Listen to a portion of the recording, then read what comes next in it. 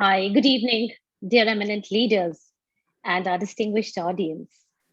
Welcome you all to the Feed Friday Future Fit Leaders Series, episode 9. Today we have a special bulletin on Future Fit Leadership, which is anchored by Mr. Rajiv Bhadoria with our guest speaker of the day, Mr. Anand Pillai. Today's bulletin shall be for 90 minutes, unusual. Aside to earlier, we had 60 minutes. And I'm sure at the end of the session, each of us will be enriched, enlightened, and energized with phenomenal concepts of future fit leaders. As we are about to begin the session, we request your support towards making it a well organized and well recorded session. For the same, request everyone, except our anchor and speaker, to kindly mute your microphone and switch off your camera. Also, request you all to fill in the form as shared in the chat box. This is important for us because we can gauge your valuable feedback and incorporate your suggestions to make the series more interesting, engaging, and rewarding. Please post your questions in the chat box during the conversation, which we will discuss at the end of the rapid fire round. We are live on Facebook, streaming on it. Thanks and appreciate your support. Let me talk briefly about Feed Friday series, which is scheduled every Friday, 5:30 to 6:30 p.m., except that this is a special bulletin with Rajiv ji and Anand ji today, where we would have it for 90 minutes. We invite a thought leader, usually involving CEOs, CHROs, CXOs across industries and sectors, to discuss their insights into the idea of future fit leadership during these unprecedented times. The idea of Feed Fridays is conceived, designed, and developed by Futurelista Consulting Partners, which is a boutique consulting and management research firm committed towards creating future ready organizations. All the past episodes of Feed Fridays are available for viewing and gauging leadership insights on Futurelista website www.futurelista.in. May I request everyone to please keep their microphones on mute? Thank you. Business with a leading cause has led to the collaboration of Futurelista with the SAFE Foundation, a not-for-profit organization which works towards building an inclusive ecosystem for persons with disabilities and empower them to become productive contributors of the society. Please visit www.thesafefoundation.com for more information. Now it's time to begin our conversation, and I'm privileged to introduce our esteemed guest speaker, Mr. Anand Pillai, and privilege also to introduce our anchor today, Mr. Rajiv Bhadoria. They both are significantly known in the industry, and I take the privilege to first introduce our esteemed guest speaker, Anand Pillai. He is an internationally famed business transformation professional, a member of the World Economic Forum's Global Agenda, Council on New Models of Leadership, and top 5 social media influencers in India in leadership and HR. He's also a guest lecturer at leading business schools in India and abroad. Anand G is the managing director of Leadership Matters, a company focusing on building an entrepreneurial culture in organizations. He's also retained as a chief transformation officer with an IT arm of a $12 billion conglomerate for business and HR transformation. He is a leadership coach and popularly known as an organization transformation guru. He has coached CXOs, senior and middle managers across varied sectors like IT, finance, banking, insurance, manufacturing, government, hospitality, and so on.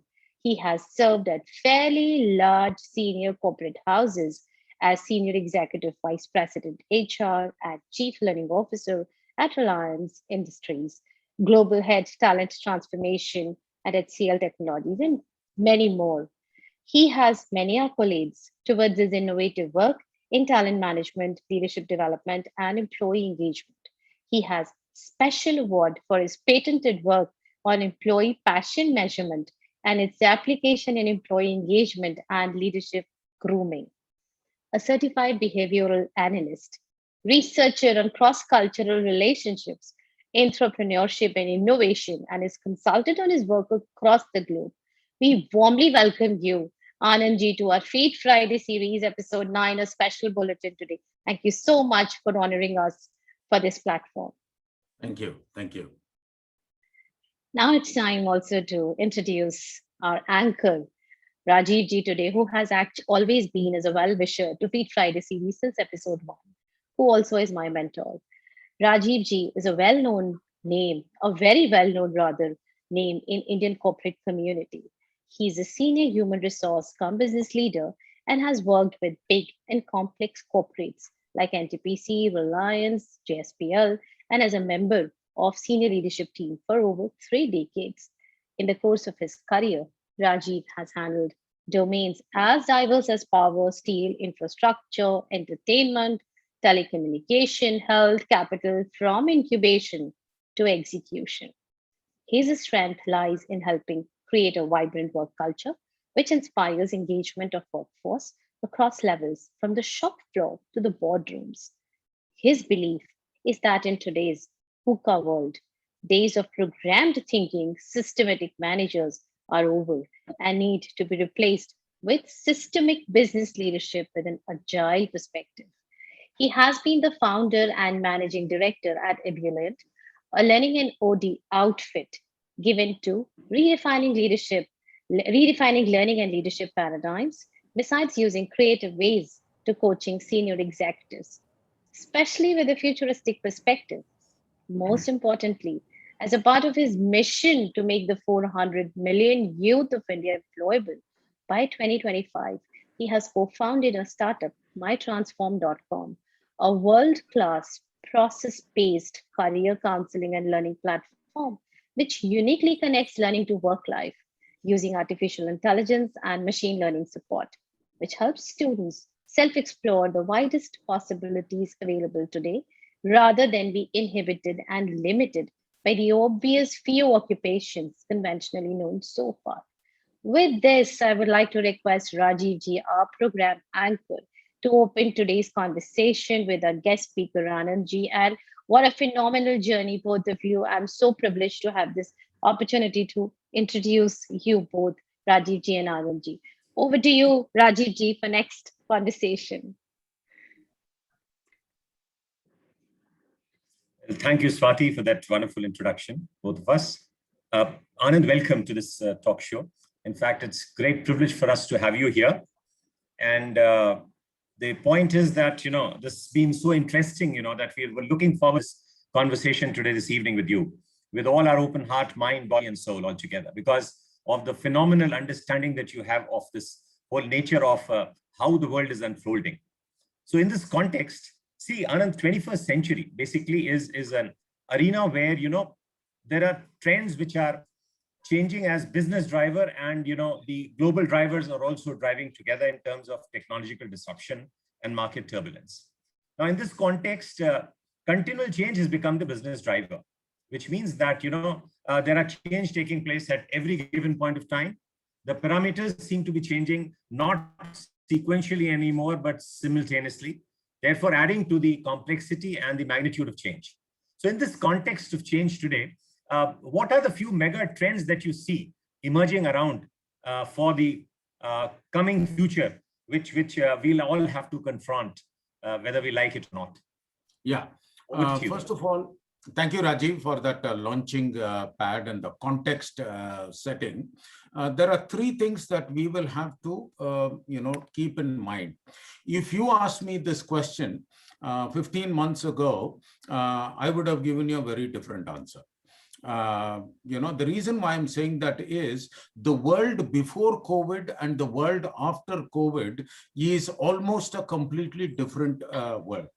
World Economic Forum put out the future skills somewhere in mid 2020, but obviously the report came in 2020, but the research was done all through the year 2019.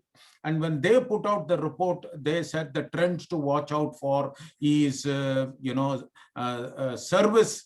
Everything will become a service. Sales as a service, consulting as a service, teaching as a service, shopping as a service, and so on. So it is not just software as a service. but everything will become a service. And I've got friends of mine who are even got into cloud kitchens. Where kitchen, you have a business center for office, but you can even have a kitchen as a, as a service center, and, hair cutting as a service. I mean, you just can go on. Everything will become a service oriented economy, and not just taxis and movies. You can get just about everything to become an aggregator. So that is the first thing that has happened. The second trend that we have seen is what we call the 5A impact.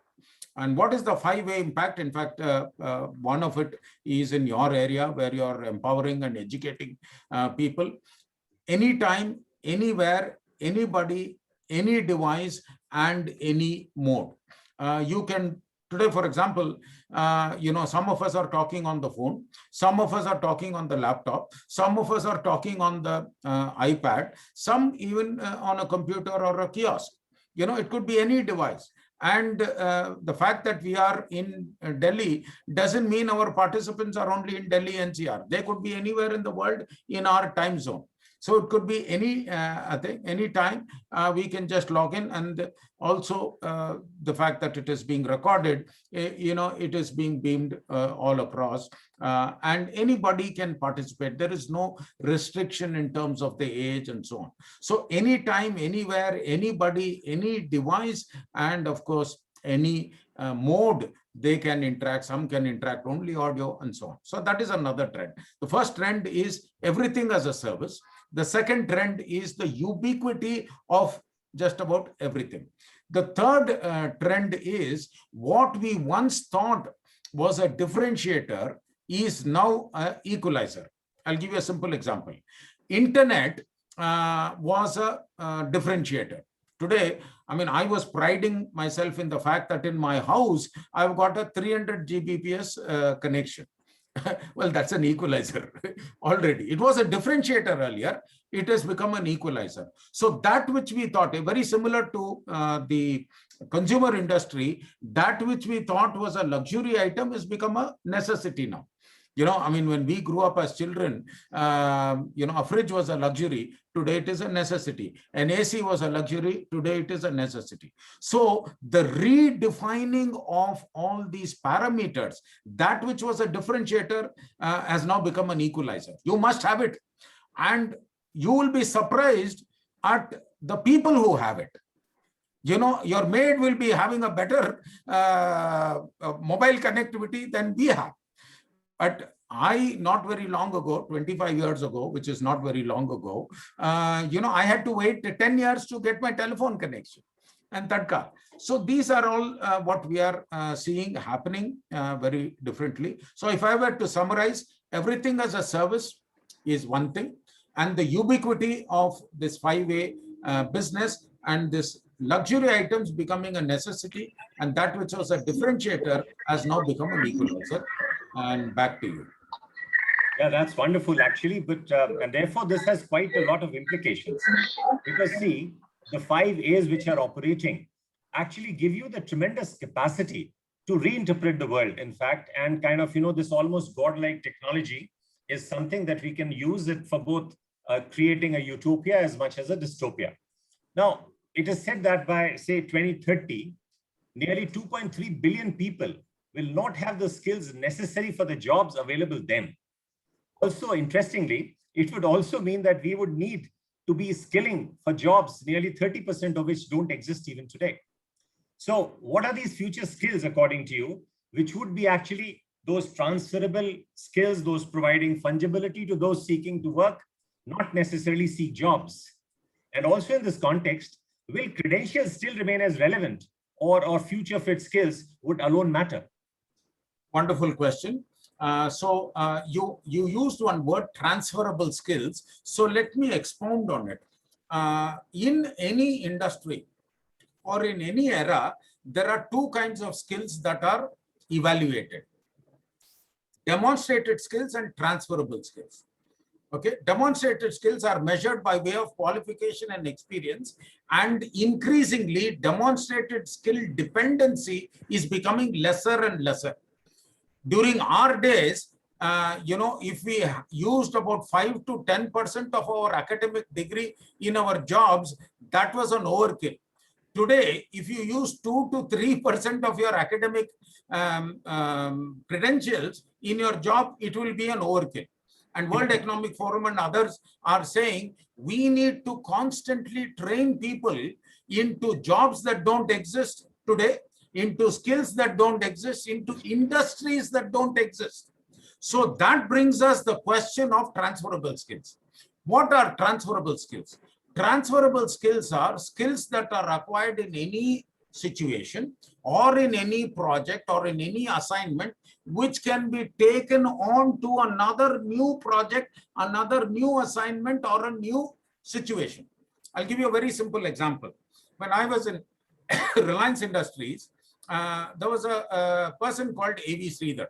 And this guy was a God's gift to mankind in ports and terminals. And he was a PIC, projects in charge, in ports and terminals. And he was also the Man Friday, And then suddenly we found him transferred as the PIC for Geo.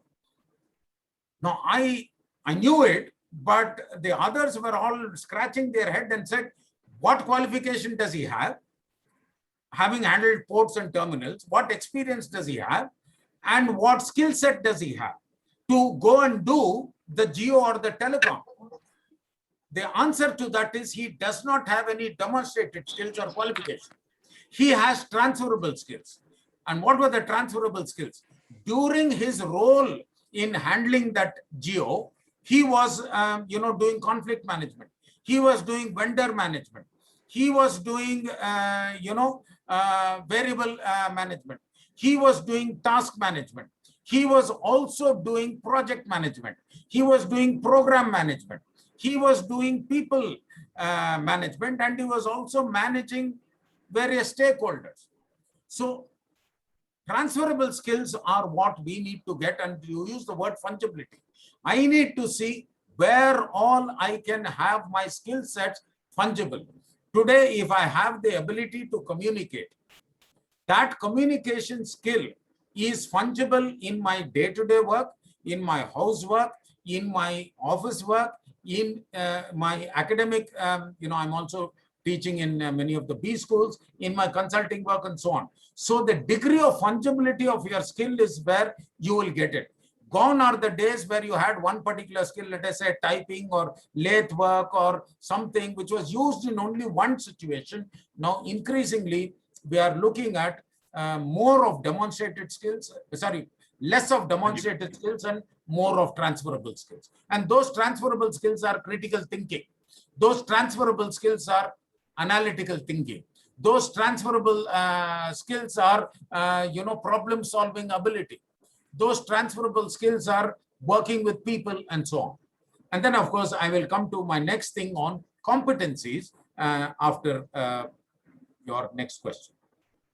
Yeah, actually, that's very well explained. Basically, what's happened is that domain agnostic skills, basically, because it's come to know that, in this phenomenal age of acceleration where, technology is accelerating at a pace which is hitherto unknown to mankind. The market turbulence is at its peak, and even climate change implications are catching on because of this, interaction of humans with technology. Now, the point is that linearity in this context has died its death. So when non-linearity is the reality of the future, then naturally the right part of brain, creativity, and parallel thinking process, which actually give you these transferable and fungible skills, are something that are going to be valued. Now, in this context, this whole context has a lot of implications for the kind of leadership styles that one would be required to exhibit when you are actually made to do work which you don't know how to do at that point of time.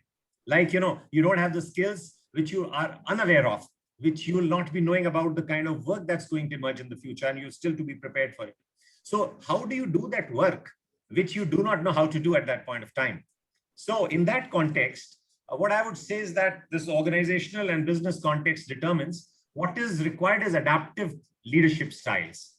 And adaptive leadership would mean that, you don't know exactly how things are going to shape, but you are ready for the transformation while at the same time performing. So when you're performing, you are actually in that context doing only what is exploiting the known. This whole transformation is about exploring the unknown. Now, in that context, I would like to ask you as to what is then the kind of leadership patterns that are emerging on the horizon, which would actually hold us good in not only interpreting and reinterpreting, but actually, thriving in the future, if at all we have to. Yeah, that's a very good question. So firstly, the days of strategic leadership where everything was fixed and you go is gone. I mean, let's be clear about that. That is passing. What is increasingly coming is agile leadership, where we are talking not just agile in programming or agile in project management, but agile in just leadership style. But very interestingly, this entire Ken Blanchard's theory on situational leadership is coming the full circle. In the mid 1900 or the late 1900s, we had Dr. Ken Blanchard and Paul Hersey come out with situational leadership, where they were saying it is leadership in accordance to the situation, but there the frame of reference that they said was according to the follower readiness. In reality, we will have to adopt our leadership style to the situation. If the situation calls for quick decision, then so be it. If the situation calls for deep research, then so be it. So you, at one point in time, will do rigor in your research. At another point in time, you'll do relevance in your research. At one point in time, you will be task-oriented. At another point in time, you will be people-oriented. At one point in time, you will just be looking at the big picture. At another point in time, you will be looking at your feet on the ground and so on. But the question is, you will not know which you will need at what time. Only as you get into the situation, you will know.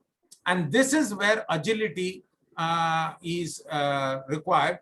The ability to sense the situation, the ability to perceive what is the situation and apply the appropriate leadership behavior. Does it require task orientation or people orientation? Does it require big picture thinking or ground reality thinking? Does this require me to delegate, or does it require me to take the reins and run with it? Does it require me to have a quick decision, or does it require me to take all the data, process it, and then come out with it? So there are no quick answers to this, but people who have been trained in this process will be able to adapt a particular style. The only difficulty is what worked in one situation may not work in another time in the similar situation. And that's where agility is coming in. And if I may use a metaphorical term, the men are differentiated from their boys in how accurate their leadership style is adapting to the situation. Yeah, and I think one thing, don't you think, in this context, apart from agility, because see, adaptability, as you rightly said, or adaptive leadership would be kind of, balancing between, as you said, managing cost and effectiveness and stability on the one hand, and managing creativity.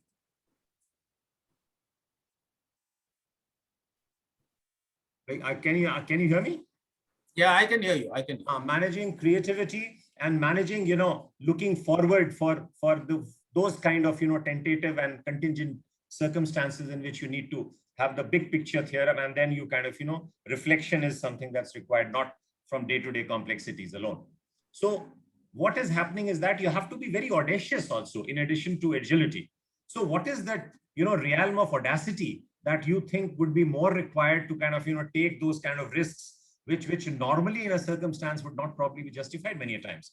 So how is that future the differentiator of the extent to which risk taking would be required, and whether that risk will be kind of, taken within certain limits, or kind of, you go out of your, gut to really take those risks and be successful in the future? Yeah, I mean, the number of decisions that are calculated risks now is far more than what it was like 5 months ago or 10 months ago. The reason for that is the parameters are not known. Assuming you wait for all the parameters, you wait for everything, you will never be able to get anything done. So the risk-taking appetite, the risk-taking ability will have to be very high.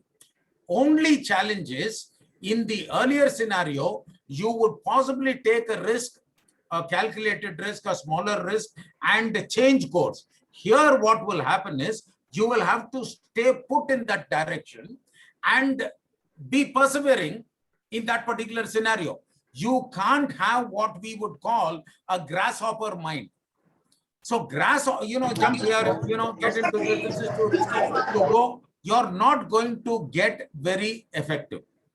That is the thing. Having said that, you also need to have what we call the deep dive or deep tech. You have taken your bet on a particular technology. You have taken your bet on a particular domain. You have taken a bet on a particular industry. You have taken your bet on a particular location. You have taken your bet on a particular segment of the industry. Go with it till such time you are able to give your undivided attention onto that. I'll give you an example. When I left my last corporate role in Reliance Industries, I had to take a choice. Am I going to be in the hydrocarbon business, or am I going to be in the HR domain, or am I going to be in Mumbai, or am I going to be in the IT industry, and so on? Fortunately, in the year 2015, fortunately, what I did was, and that was way before your Zoom and all your virtual meetings were there. I said, listen, the world is becoming smaller and smaller courtesy telecom, courtesy data connectivity. So we were anyway connected on WhatsApp and so on. I said, listen, I will cut across industries, I will cut across domains, and I will cut across technologies, and I'll also cut across locations. But having said that, I focused on a few industries.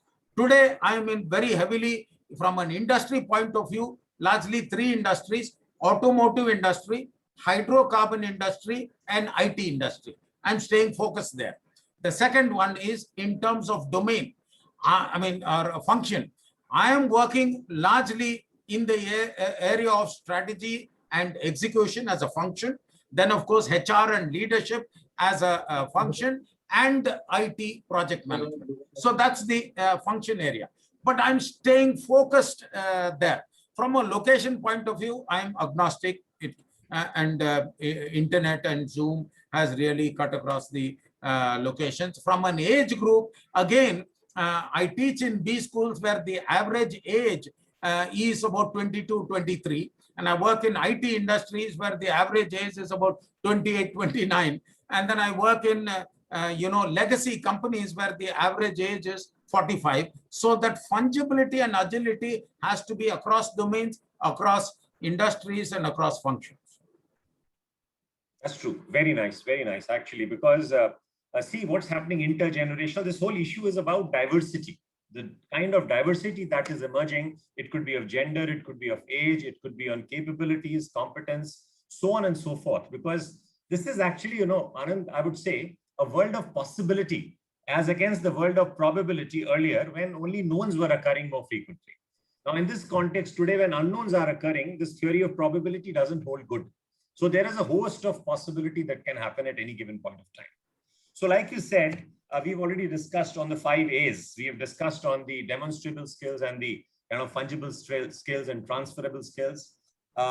Adaptivity as a context, which goes as a leadership style, is the one that will alone work, where you perform and transform together and simultaneously. Now, in this context, as you rightly said, that you're looking into 3 industries: auto industry, the hydrocarbon, and the IT. Now, auto and hydrocarbon and IT, all three of them across as industries, as domains are under now, in fact, a constant flux and a pressure of flux, because hydrocarbon happens to be now the sunset industry, depending on the kind of context in which we choose this to be. And of course, the auto industry is also, in fact, undergoing a lot of change because EVs are emerging. And in fact, autonomous are being kind of also developed as a progression to that. And IT industry, of course, is like IoT, AI, ML, it's getting highly digital and digitized. So now in this context, there are implications again for work, the workplace and the workforce. And we have seen during this crisis that, the whole context of work from home emerged on a universal scale. I mean, it was there in some pockets of the Western world, but more or less now it's all over. It's so ubiquitous now all across. The question here is that, as per the fact that, during industrial revolution, what happened that people were dehumanized in the sense that there was a lot of repeatability, standardization, and people's efforts were reduced to, unskilled movement of your limbs. You're not required to use too much of your brain.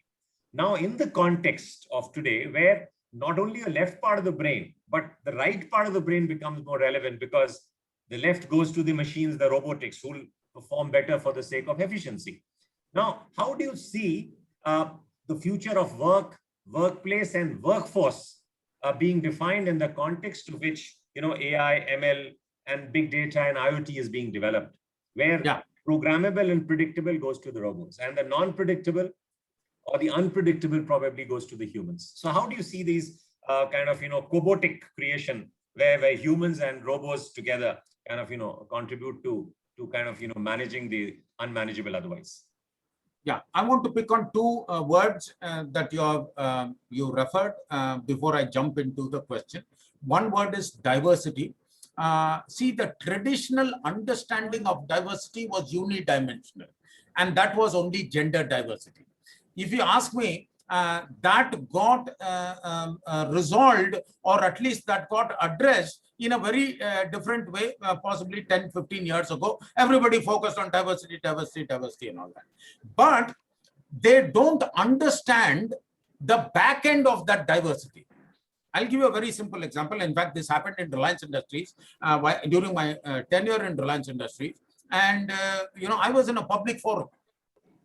In that public forum, I do not know, this was in, ITC in Parel, the public forum, and a large number of people were there.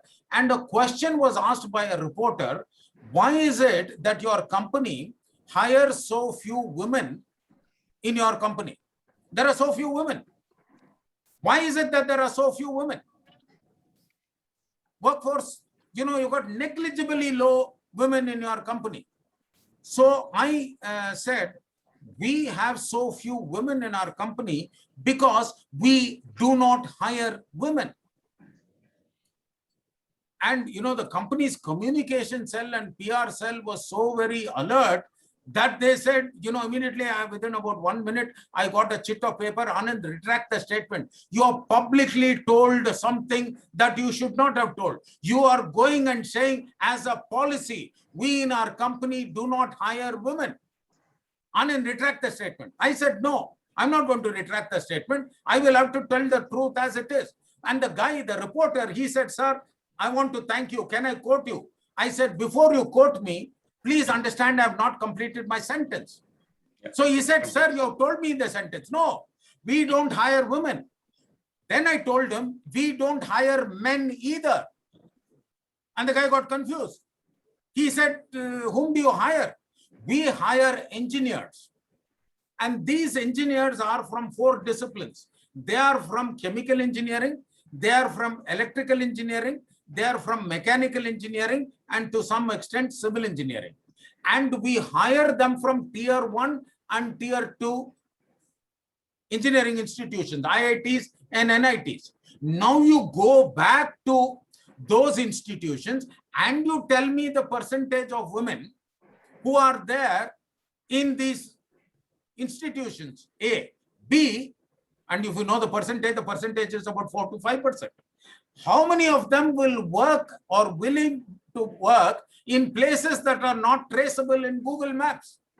Barabanki, Silvassa, Nagotane, Patal Ganga, Jamnagar, Hazira. So the problem is at the supply end. We hire engineers. That's the first thing. Now, having said that, the new definition of diversity is it's fivefold. Gender diversity, ethnic and cultural diversity, age diversity, which is a very, very important thing. Companies like Google, companies like Apple and Microsoft has got a senior intern program where they hire veterans like us because there is a dimension that brings in. So age diversity, qualification diversity, and differently abled diversity. The workforce will have to be diverse in all of them. I'm a member of World Economic Forum, and I can tell you one thing, that the more the diversity in all these 5 parameters, the greater is the innovation, the greater is the productivity, and the greater is the synergy and collaboration. So we have addressed the diversity issue. Now let us talk about this from home business. It is not just work from home. There are 5 from homes that have got defined. It is work from home, learn from home, collaborate or interact from home, shop from home, and play from home. There are companies which are coming out with technologies which enable people to have gaming, to have recreation from home, shopping from home, learning from home, working from home. So this from home is very, very impacted now, and we need to be agile. So the companies are closing down who are not adapting to this kind of a from home scenario. Companies are forced to really get into the 5 components of diversity. I mean, I've got into situations where there are no ramps in many of the offices. Clearly, they did not look at the differently abled. There are many places where there are no toilets for the person who is of the transgender. Yeah, where do they go? They were taken into account. Very true. No, they were never taken into account. And buildings had to restructure themselves. There are medical policy, for example, where you say husband or wife. No, there are situations where neither, just spouse. How do you take care of that? There are situations where, people are saying, I am unmarried. And if you are unmarried, in the normal situation, your healthcare policy does not allow you to cover children. There are a lot of people who are unmarried and even adopted children or whatever. Now we'll have to think differently. We will have to get into the new normal, which is taking all these parameters into consideration, that 5 components of diversity, and that is future ready. A large number of our buildings are not future ready. A large number of our housing complexes are not future ready. A large number of our transport systems are not future ready. You tell me how many buses are differently abled friendly today. Our metro is not differently abled. You cannot, I mean, if you are going through Rajiv Chowk. This was exactly, Anand, the context that, as per you now, the work itself is being redefined. The workplace, more or less home, it could be for so many things. And the workforce has to be now agile, using right part of brain, creativity, more, fungible, more kind of, flexible, adaptive. So what you're saying is that actually in that context, the question will definitely emerge is that, how is this emerging future going to be? Like, is it going to be therefore a dystopia of destruction because of this whole technological infusion and all the kinds of diverse elements being brought into the workplace or work context at least? There's no kind of, vertically scalable big corporates may not necessarily exist in the future. But the point, as buildings, they will exist as institutions. So what is happening is that work would probably then become more democratized, more kind of, customized to an individual rather than standardized. Workplace will become more democratic, in fact, because you can operate with fun, flexibility, and kind of, a lot of freedom to operate the way you wish to. And workforce will then become more of, doing those things that humans should do. So don't you think all this is leading towards humanizing the workforce or humanizing the context of society, where from human resource, we are kind of, creating an environment where humans will be valued for being human. Yeah, absolutely. And also our man-machine collaboration is increasing. See, Yes. Gone are the days where it was AI, where you're just looking at somebody doing your thinking. Robotics is one thing, but the new thing that is happening, or it was not new, I mean, it's about for the past 5 years, is cobotics. And Yeah. what is cobotics? Cobotics is basically the collaboration. It is the use of your partial robotics, but that you can get things done. Yeah, they say they are Homo robo sapiens. Absolutely. Getting converted. Homo sapiens and Robo sapiens, and also the entire industry of, for example, getting into, let us say in a hazardous industry, you need to have a robo, but you can also have a kobo. For example, if you want to pull out a hot melting thing, you can wear the cobotic arm and go there and do what you have to do. So you have to have the intelligence of a human plus the agility and the flexibility of a cobot or a robot. So that man-machine collaboration is increasing, and that is not just in the area of AI or machine learning. The man-machine collaboration is everywhere. Yeah, absolutely. Yeah. So it is in healthcare. It is in legal industry. For example, I know of a lot of lawyers who are having, one of the big things that enables a lawyer to succeed is his or her ability to establish what is known as precedence. And what is precedence? This kind of a situation, this kind of a case was there 5 years ago or 10 years ago, and the judgment that happened there will apply. All that you will have to do is establish the precedence. Humanly speaking, it is impossible for you to go through the archives of tons of material. If you go to any lawyer's office, they will have books like, as if it was a part of the wall decoration. But you need to go and establish precedence, and all that is digitized now, so you can get that. The same thing you can have in cancer therapy. The same thing you can have in any healthcare. So the use of man-machine collaboration is in healthcare, is in manufacturing, is in 3D printing, is in legal, everywhere. So workforce will have to recognize cobots as employees, robos as employees, human beings as employees, and the combination as also employees. And that is something that we will see in the future. And I'm a big gadget freak and a techno freak. I'm looking forward to the new thing. They will not replace us. They will enhance our productivity. Yeah. Absolutely. Because but then there emerges a possibility in the future, Anand, that, if you are augmenting, if they augment our senses, probably, for example, there an excessive digitization and usage would be, of course, the privilege of those who can afford it. Don't you think that is going to create a kind of a dichotomy in society, which is already existing between the digital haves and the digital have-nots? This is what everybody feared about 5 years ago when they said the ubiquity of telecom. Did you, Rajiv, in all fairness, 5 years ago, imagine that your maid, your driver will have a 4G connectivity? Absolutely. Obviously not. We thought it was the digital divide. You remember the word that everybody was using? No, digital divide. Just a minute. I think there is a difference between technology as a utility and technology as a sense enhancer, as an augment in that sense, capability. So that you can have a smarter brain, you can have a smarter health, you can have a stronger mind, body, soul, or even life, in fact, for that matter.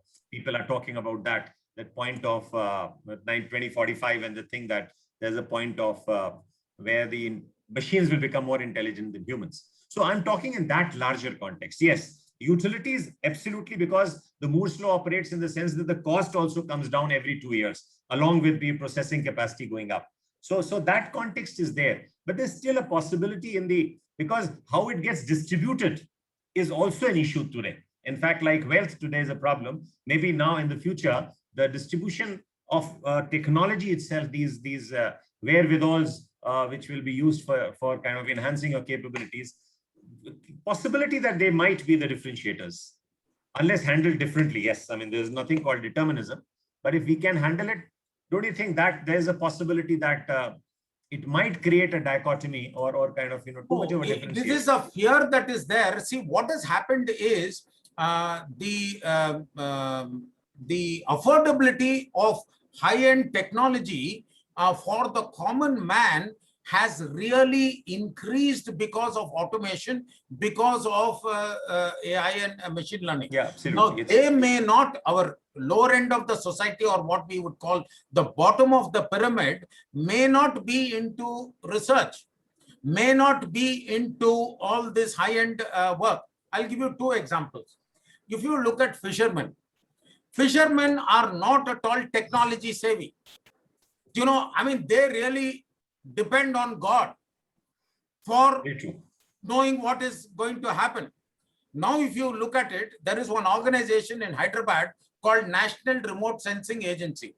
National Remote Sensing Agency takes the heat map of the schools of fish that is there on the ocean, and they beam that into the smartphones, saying that in so many kilometers, this is the heat map and this is the distance. So you go there and you will be able to get your fish, and these fish are moving at whatever rate per minute. Now you tell me, isn't this use of technology? Somebody else has done that, but it has gone down right to the bottom end of the pyramid. Take Narayana Hrudalaya, for example. He is able to give healthcare for everybody. Why? Because of the economies of scale that is there, because of the availability of technology. So what we will see in the future is the ability to access research done in US, research done in Japan, research done in Sweden. Anywhere on a real-time basis, you can collaborate. I am teaching students in B schools, and earlier in the physical environment, I had to ask them to collaborate within their class. So the diversity is subject to the diversity of the student intake. Now, you know what I do? I just ask them to collaborate with anybody. So they'll collaborate with people in Australia, people in Sweden, and people of all age groups and all academic disciplines. There is a big leapfrogging that has happened in this so-called future, and the future is already here. We talked about it 3 years ago.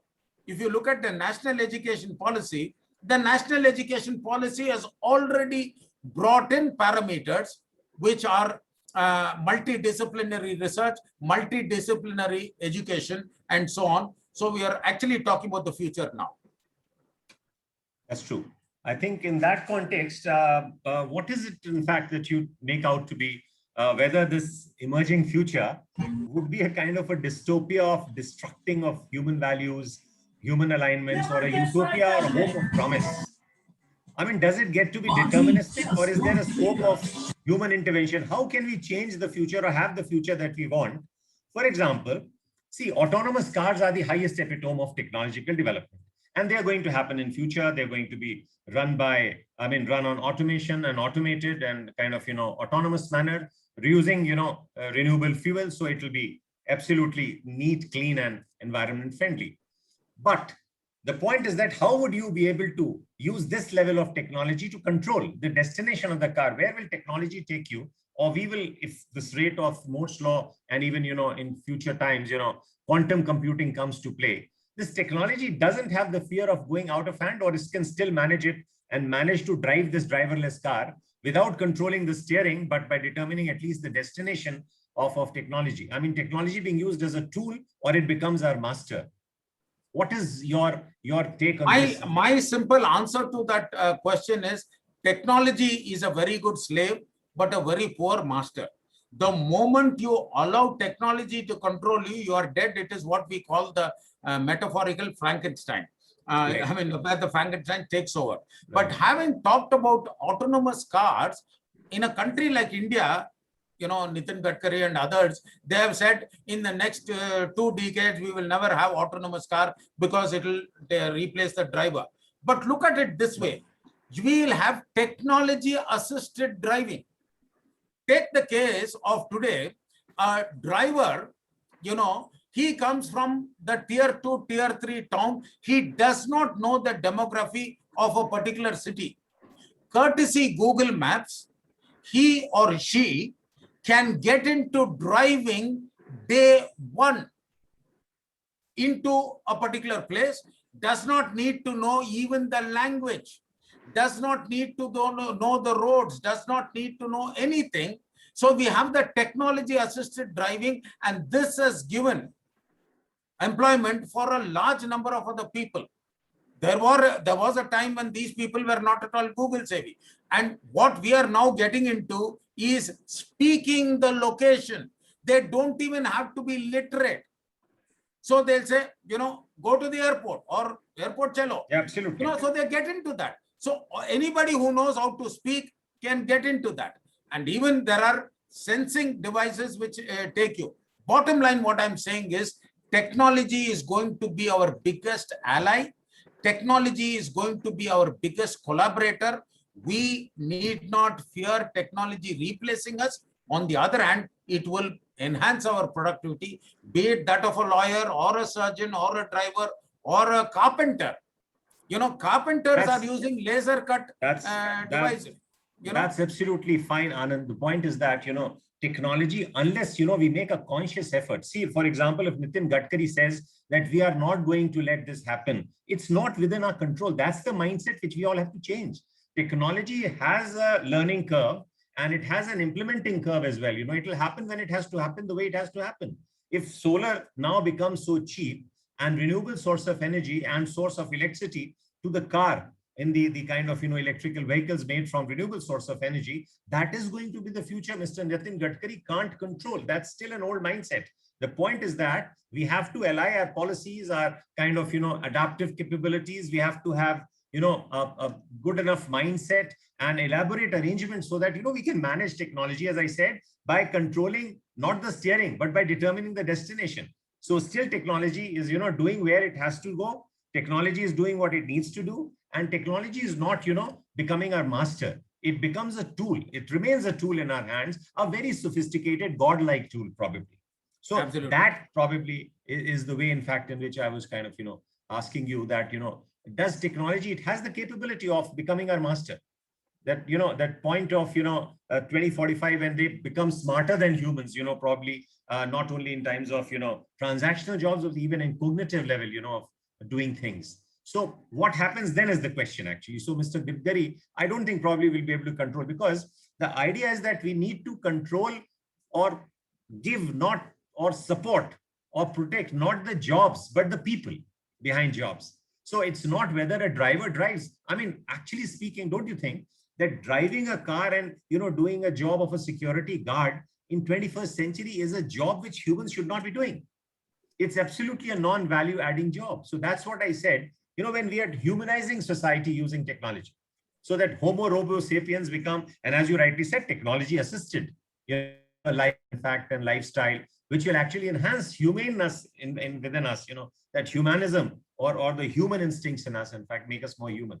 So that is the clash actually. And I think, don't you feel that, if we really, possibly there are ways, in fact, in which we can align technology to serve us, and also if not taken care of, technology on its own doesn't have a purpose. It doesn't have, a kind of, a mechanism to control itself unless, we manage it. So it is in the manageability, how much you see that as a society, we are capable. In fact, we are even interested in managing technology, or we just letting it go and responding to it without sufficient preparation. That is the question.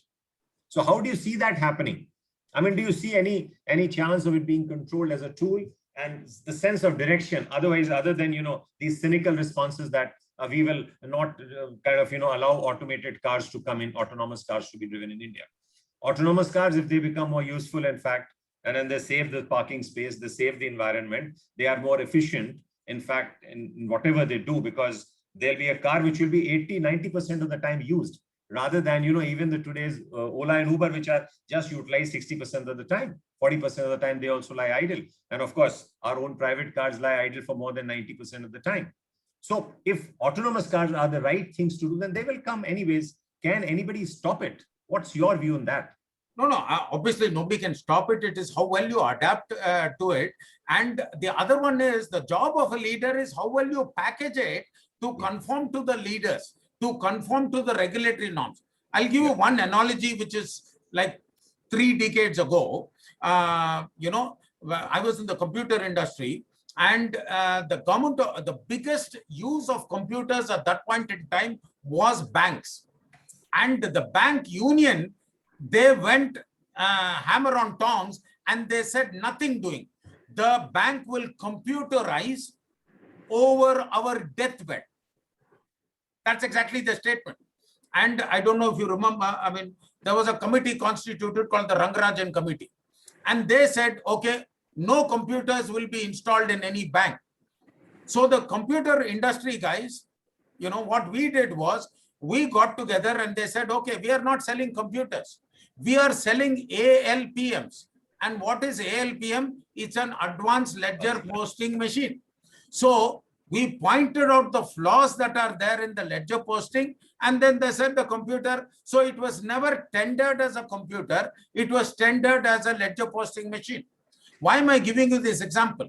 We will not be having automated cars or autonomous cars. We will be having driver-assisted cars or technology-assisted cars. So the question is how well you bring in these regulatory norms. Sure, there will be a transport minister or there will be a political person. He cannot say, I'm going to introduce this technology and make the driver workforce redundant. Obviously, he cannot. But the same driver workforce, you take, for example, the Kali Pili taxi, they went hammer on tongs when Uber and Ola came. But now what has happened? They've adopted. Yeah. So it's a question of time, how well you adopt. All that you will have to do is translate that value proposition to that bottom of the pyramid in such a way that his or her lifestyle increases. It is, in the earlier days, it is innovate or perish. In today's world, adopt or perish. And that's the simple guideline. So in that context, I think talking about future fit leadership, what do you think are the basic, no, I wouldn't say that, types and kind of, credentials that they'll have, but the future fit leadership, what kind of qualities you look for in a leader to respond to the context of future now? Future, the exploration of the unknown, and the current, of course, is the exploitation of the known. And we continue to do less and less of what you did, in fact, in the past. Don't get burdened by it. And how do we move forward with these 4 or maybe 5 qualities that you see, or dispositions of mind, orientation of your strategy? How do you see this whole panning out, in fact, and what could be firstly prescribed as a norm, what leaders should conform to, and then gradually how you see that developing, and what are the ways and means in which you could develop those kind of dispositions or orientations which are required for a successful leader to fit in that context of future? Yeah, so I have, I keep propagating the 5 core competencies of a future fit leader. And what are these 5 core competencies? Number 1, passion to excel. The person must have the passion to excel. And what is passion to excel? It is the ability to proactively identify ambitious goals and exceed them. They must have the innate ability to challenge the status quo. I'll give you a simple example of challenging the status quo. And I'm rephrasing what the Wright brothers said. This is what they said. If everything that is believed to be true is accepted as the truth, there will be little scope for innovation. What was believed to be true during the Wright brothers' time? Yeah. Man cannot fly. If they accepted it as the truth, there would be little scope for innovation. So we need leaders who have the passion to excel, the passion to really go beyond. And defy gravity. I mean, it's like you defy gravity. Defy gravity.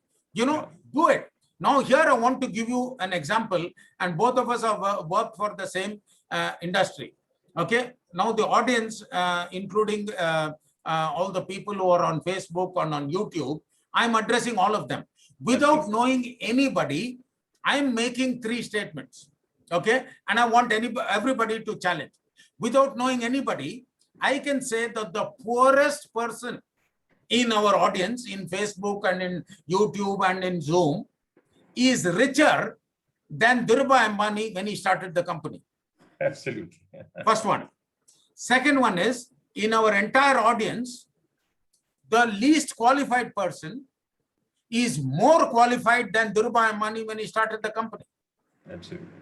Third one, in terms of hierarchy, in terms of seniority, the junior most person in our entire audience is more senior than Dhirubhai Ambani when he started the company.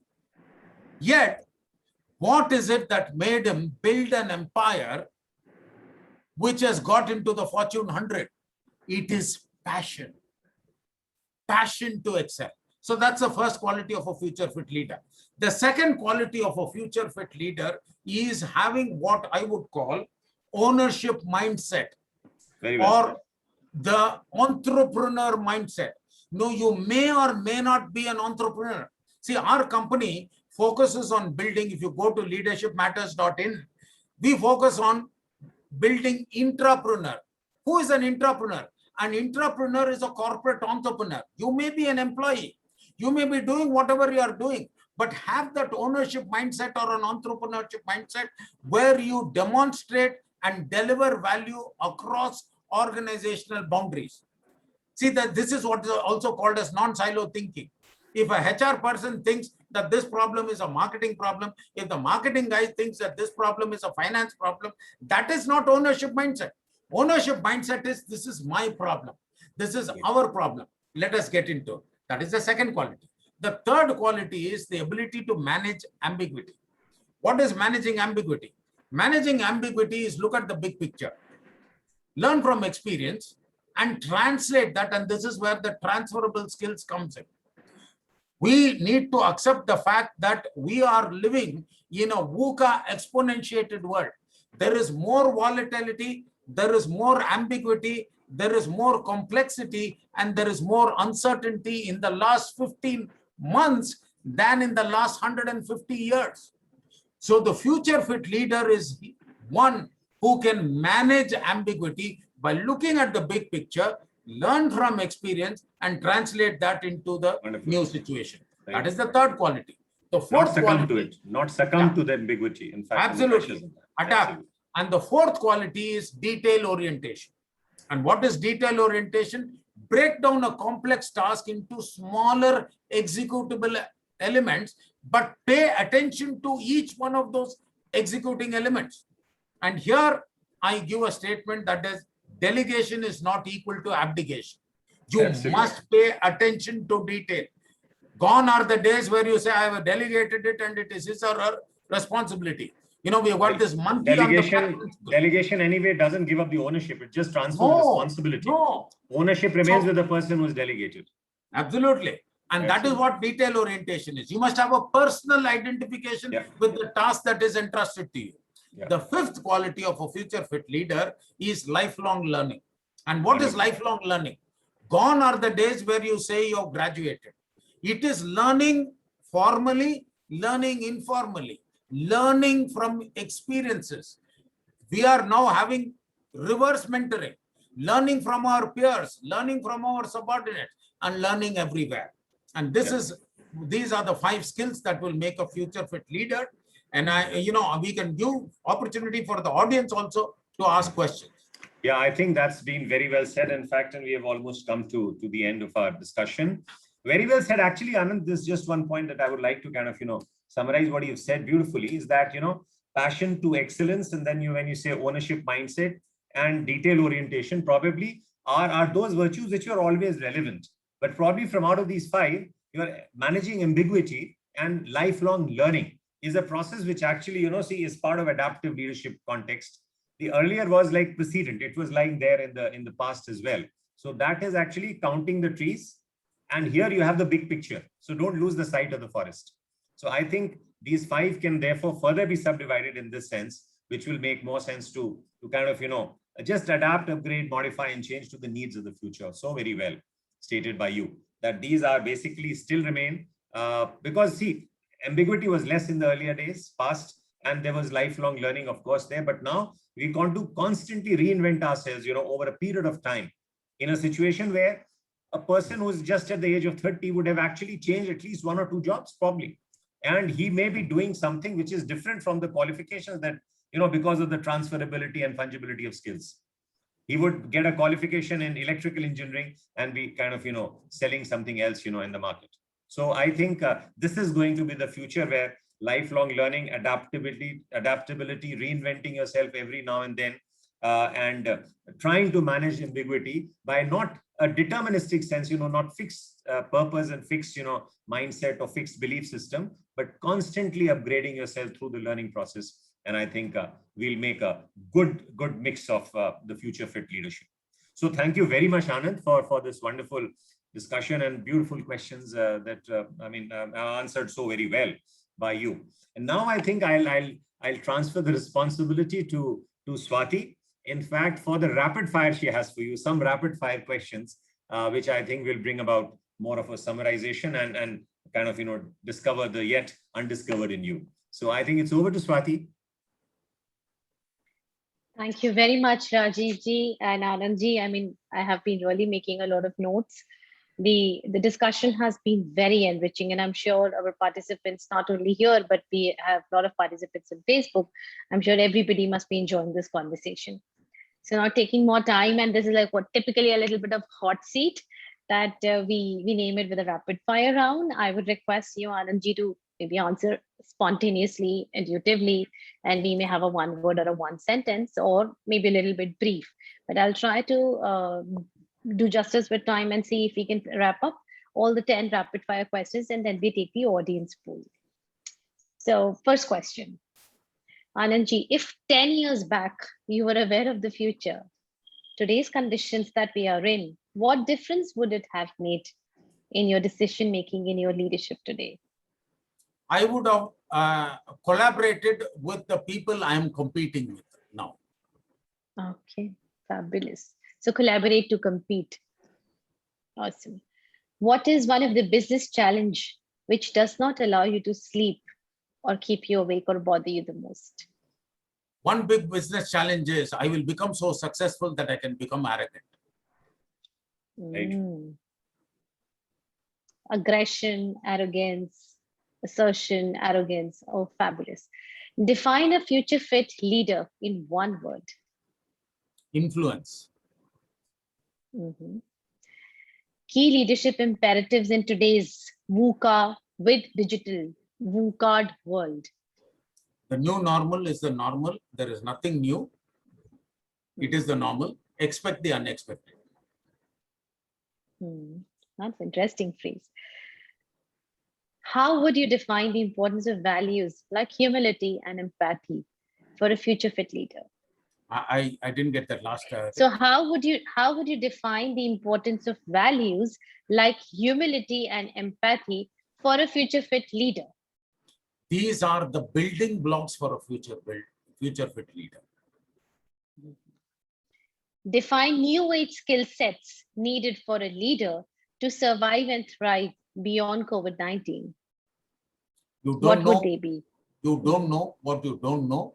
Get ready to embrace the unknown. Share your views on systems leadership, please. What leadership? System leadership. System leadership. That is the way of the future for sure. A leadership approach that puts purpose and people at the heart of business. What would be your views in brief? My view is put people in the center of whatever you are doing. Through humility and empathy, you've got your job done. Leaders must think deeply and manage their emotions in intense situations, while stakeholders actually always expect to see results. Please throw some light on this statement, and your views are important to us. Yeah, in the earlier days, we were depending on emotional intelligence. Now it is social intelligence and spiritual intelligence. It is who you are rather than what you do that makes the difference. who you are within. Leadership is all about transformation from within rather than without. Amazing. EI to SI. I mean, wow. Last question in the rapid fire round. What drives you as a leader? I want to not become redundant. I don't have the concept of retirement. It is only refirement. Some people ask me, when will you retire? I said, I will retire seconds before I die. Oh. Reinventing myself is what drives me, and that is what pushes me. Amazing. Awesome.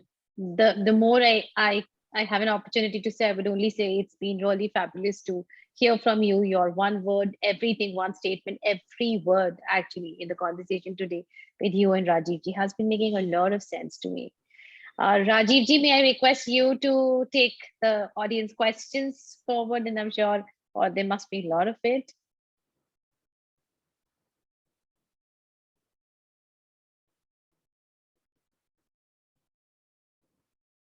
Is Rajiv ji?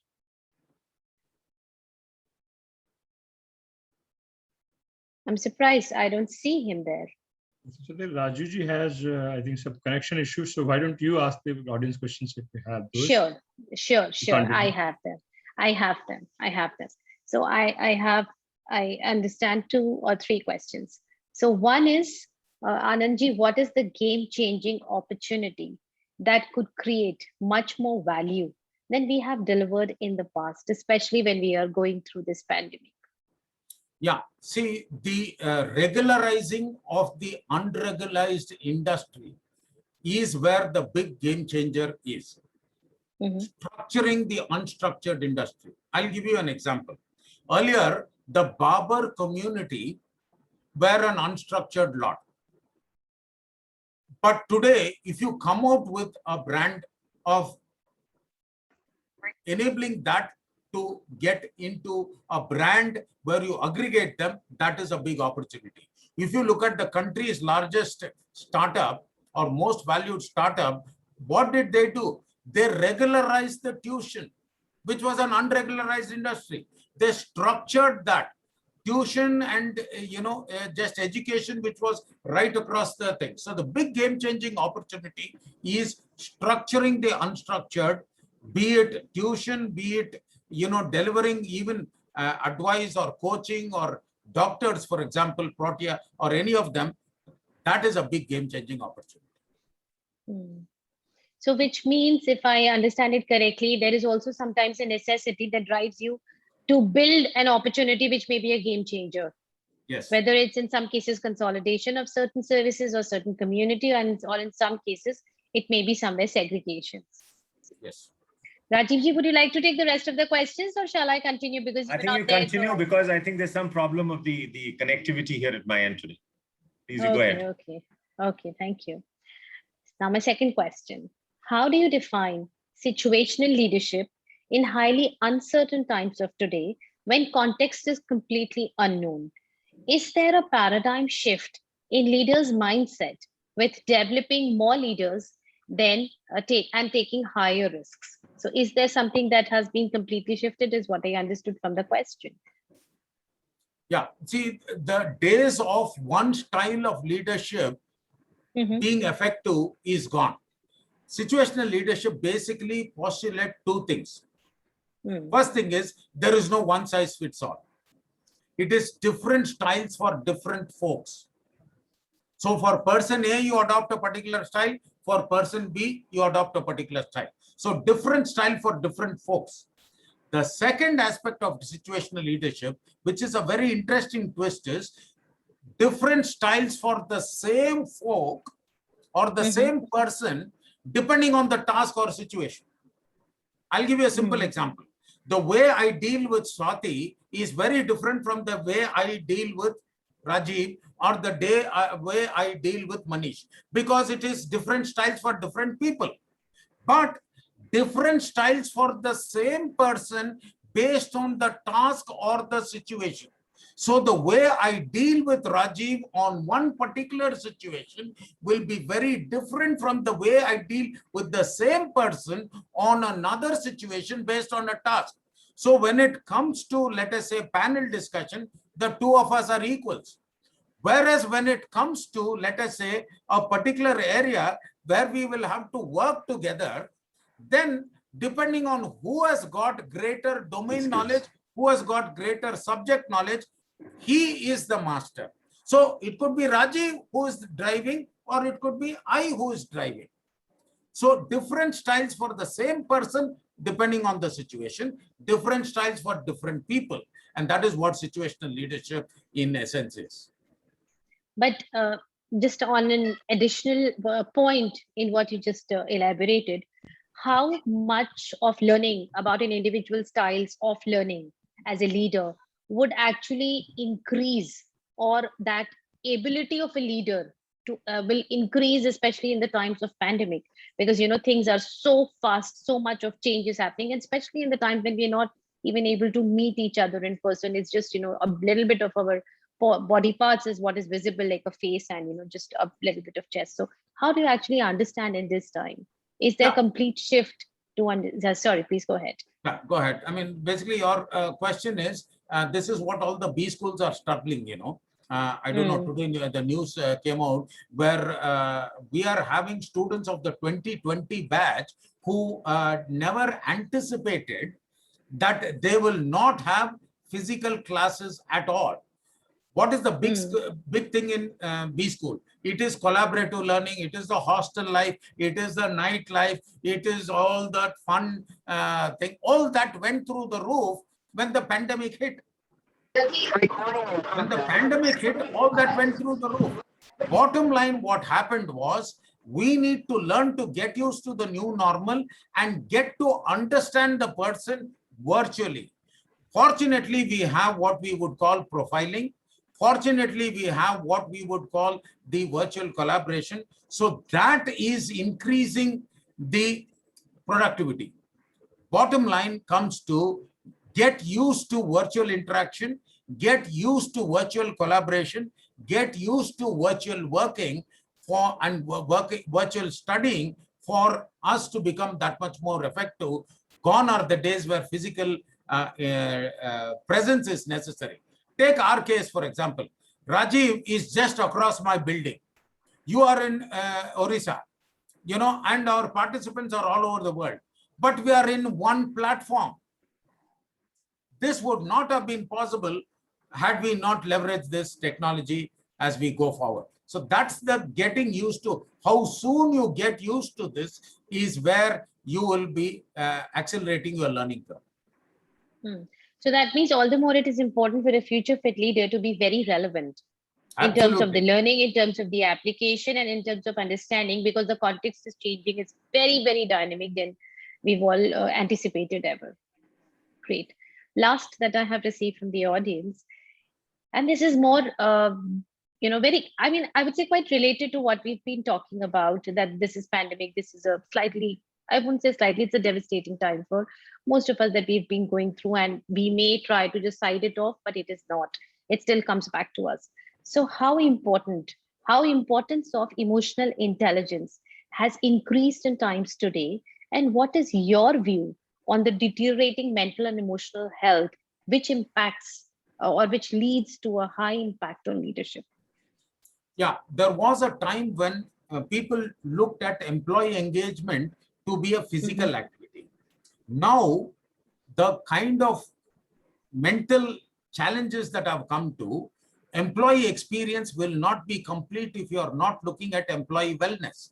And that employee wellness is not just physical wellness, but it is emotional wellness and mental wellness. We are finding doctors and professionals committing suicide during this time. There was a time when only people of the economical weaker section were getting into it. So the big parameter that is being decided in the corporates is, are you taking care of the not just physical well-being? I mean, there were Googles of the world which were looking at fancy offices. No, we have to move beyond that. We have to look at the emotional well-being of the employee. We'll have to look at the mental well-being of the employee. Are we stretching out our people adequately? Are we utilizing our people adequately? Are we providing the right kind of ecosystem when suddenly they've got work from home. If you look at it, most of organizations, they said you will be eligible for work from home as long as you've got an internet connection and a dedicated place for you to work. But they don't realize the mental challenges that will happen when a particular person works from home, because his maid will not be there, his or her maid will not be there, his or her babysitter will not be there. And chances are, just like that the company has given them work from home, their children have also got study from home. So they have to vie with the same bandwidth. They have to vie with the same TV. They will have to vie, chances are, with the same laptop. So you need to really get into an ecosystem where we are sharing resources, and that is taking an emotional drain. That is taking a toll on the person. So we need to look at wellness as all the 5 components: spiritual wellness, emotional wellness, physical wellness, mental wellness, and social wellness. We need to look at all the 5 dimensions. Wellness has got 5 dimensions. Gone are the days where you had a doctor for wellness and that was only physically fit. There are people who are physically well but mentally ill. There are people who are mentally brilliant people but socially ill. There are people who are very good in the social scenario and suddenly virtual networking has happened and they don't know what to do. So we need to have all the 5 components of wellness, and you talked about values, and that is spiritual wellness. How are you going to decide your code of ethics? When people were there, we were doing whatever. Today, nobody is observing what you do or what you don't do. How are you going to behave? In the office, you are doing something. In the home, you are doing something. So it is your inner strength that comes. Your spiritual wellness, your emotional wellness, your physical wellness, your mental wellness, and your social wellness has to be looked at if we were to take holistic wellness program. This is actually one of the additional ingredient to the Feed Friday Future Fit Leaders series. So I'm thanking you on behalf of the team, because we were talking about balancing coaching with physical, emotional, mental, and spiritual. I think all the more it's important to arrive at another dimension, which is social wellness, and which is actually what is the need that we are finding now. We are really feeling that lack of connectivity, that lack of touch, that lack of pat on our back, that appreciation. Even meeting our kith and kin is like kind of, it's a dream. It's actually becoming a dream now going forward, that, when do I go and meet my parents who've been old, etc. So it's really amazing to have your views, Anandji, on the concepts that we were trying to bring, or we have been bringing as on behalf of the Future Lista team, to the Feed Friday series in Bang On. I mean, between you and Rajivji, the conversation has taken completely a different tangent, and I loved it throughout the session. How 90 minutes have gone, I don't even know. And we just on time. Yes, sir. What would In fact, you had something. Swati, to end that whole thing, beautifully ended this whole conversation around emotional and the kind of, explanation of so many kinds of well-beings that Anand dealt with. The point is that in this digital age, the fear is that, ultimately it has to be, serving the human well-being. So the point is that let's not get lost in the whole digital power, the godlike technology, but at least overcome that limitation, use that as an aid to kind of human well-being, in the sense that, we always be conscious of the fact that, yes, emotional well-being, the mental, the kind of, social well-being and the physical well-being all going together. Unless that is guaranteed, technology should only be an assisted tool. That's it. So as long as we do that, I think the future, we have to do more and more of technology. And so therefore we have to develop this more and more, the emotional stealth to kind of, utilize technology and be in control of technology as humans. So I think we have a safe human age ahead of us, using technology and making it much, much better, catering ultimately to human well-being. Yes, and in fact, it all the more boils down to the conversation that we've been having this earlier also, that humility and empathy, especially humility, it's not something as a virtue of my choice, it's a necessity. And I think this value called humility and empathy for a leader, a future fit leader, to just, see from the helicopter view and then take it maybe a little below that, to see exactly what's happening on the other side, where my people are, how my team is. this value of humility would actually throw a very, very sharp focused light on the well-being or the wellness pointers that Anandji has also just coined on, and additional to a social element. That's important. That's really important. Absolutely. Absolutely. Brilliant, Anand. Thank you so much. Thank you once again for having me. And thank you, Rajiv, for beautifully theme weaving the entire session. And Swati did an outstanding job in putting the questions and the rapid fire. And I want to thank all the audience. Once again, thank you for Future Vista. Thank everybody. Having Thank me. you so much. Thank you very much. Thank you on behalf of the team. Thank you so much. Loved it. Thanks, audience, for being there with us. Thank you all for your encouragement. See you next week. Thank you. Bye-bye.